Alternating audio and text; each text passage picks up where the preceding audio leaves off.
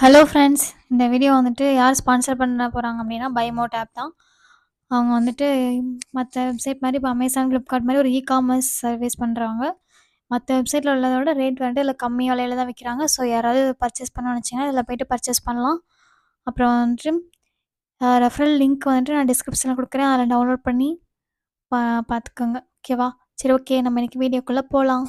Hello friends, good morning. இன்றைக்கி என்ன பார்க்க போகிறோம் அப்படின்னா, குரூப் 2 குரூப் 4ஓட சிலபஸ்லாம் சேஞ்ச் பண்ணியிருக்காங்க. இது வந்து தமிழ் மீடியம் ஸ்டூடெண்ட்ஸ்க்கு வந்துட்டு ஒரு நல்ல விஷயம் தான். ஏன்னா வந்துட்டு முன்னாடி சிலபஸ் ரொம்ப நிறையா இருந்துச்சு. அதனால் வந்துட்டு நம்மளால் ஜிஎஸ்லாம் ஒழுங்காக படிக்கவே முடியாது. ஆனால் இனிமேல் நீங்கள் என்ன பண்ணுறீங்கன்னா ஜிஎஸ் வந்துட்டு நிறைய படிங்க. எல்லாமே படிச்சிருங்க. இப்போ வந்துட்டு இதில் 5 மார்க் தான் கேட்குறாங்க. அப்போலாம் எதையுமே விட வேண்டாம். ஓகேவா? இப்போ இதில் உங்களுக்கு டஃப்பாக இருந்துச்சுன்னா நமக்கு அது வந்துட்டு கை கொடுக்கும். அதனால் எல்லாமே படிங்க. இன்னும் 6 மாதம் டைம் இருக்குது. எதுவுமே சிலபஸ்லாம் ஒன்றும் பெருசாக சேஞ்ச் பண்ணல, குறைச்சி தான் இருக்காங்க கொஞ்சம்.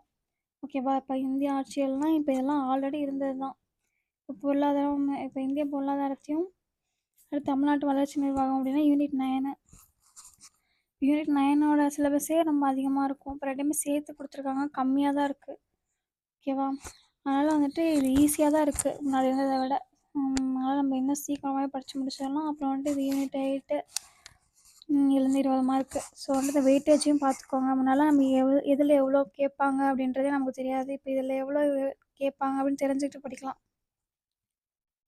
இப்போ வந்துட்டு தமிழ் வந்துட்டு பார்த்தோன்னா ஃபுல்லாகவே இலக்கணமாக தான் இருக்குது. வெறும் 15 மார்க்குக்கு தான் வந்துட்டு நம்ம வந்துட்டு அந்த 17 கீழ்கணக்கு நூல்கள், அப்புறம் வந்துட்டு அந்த தலைவர்கள் பற்றிலாம் படிப்போம். தலைவர்கள்ன்றத விட கவிஞர்கள் அவங்களாம் இருக்காங்கள்ல, அவங்கள பற்றி படிக்கிறதெல்லாம் வந்துட்டு மொத்தமாகவே வெறும் 15 மார்க் தான். அதுக்குன்னு இதை படிக்காமலாம் போயிடக்கூடாது. மறுபடியும் நம்ம ஸ்கூல் புக்கில் இவங்க எங்கெல்லாம் இருக்காங்களோ அதெல்லாம் படிச்சுக்கணும். ஆனால் வந்துட்டு முன்னாடி மாதிரி இதில் எப்படி கேட்பாங்களோ அப்படின்றதெல்லாம் நமக்கு கிடையாது. கீழே கொடுத்துருக்காங்க. அழகு 6க்கான 7க்கான பாடத்திட்டம் 10ஆம் வகுப்பு வரையிலான பாடப்புத்தகங்களை அடிப்படையாக கொண்டதான். ஓகேவா? அதாவது இதுதான் சொல்கிறாங்க. இப்போ இந்த இலக்கியம், தமிழ் அறிஞர்கள், தமிழ் தொண்டு, இது எல்லாமே வந்துட்டு 10ஆம் வகுப்புக்குள்ளே இருக்கிறத மட்டும் படித்தா போதும் அப்படின்னு சொல்லியிருக்காங்க. ஓகேவா? அதனால் வந்துட்டு முன்னாடி மாதிரி நம்ம மாங்கன்னு போட்டு எல்லா புது புக்கு, பழைய புக்கு, இந்த மாதிரி எல்லா புக்கும்லாம் எடுத்து படிச்சுட்டு இருக்க தேவையில்லை. இதை மட்டும் அவங்க சொல்லியிருக்கிறத மட்டும் ஃபாலோ பண்ணி படிங்க. குரூப் 4க்கு வழக்கம் போல் தமிழ் மட்டும்தான் இருக்குது. இங்கிலீஷுன்றது வந்துட்டு டிஃப்ரெண்ட்லி ஏபிள்டு பர்சனுக்கு மட்டும்தான். அந்த மாதிரி இருக்கவங்க மட்டும் அப்ளை பண்ணி இங்கிலீஷில் எழுதிக்கலாம். அது இங்கிலீஷ்னால் தமிழுக்கு பதிலாக இங்கிலீஷை. ஜிஎஸ் எல்லாத்துக்குமே சேம் தான்.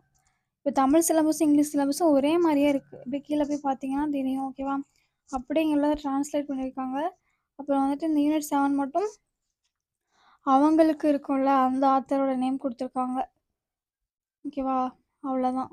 இதுவும் வந்துட்டு எஸ்எஸ்எல்சி ஸ்டாண்டர்ட் தான். ரெண்டுமே எஸ்எஸ்எல்சி ஸ்டாண்டர்ட். ஸோ அதை தாண்டி எதுவும் படிக்க தேவையில்லை.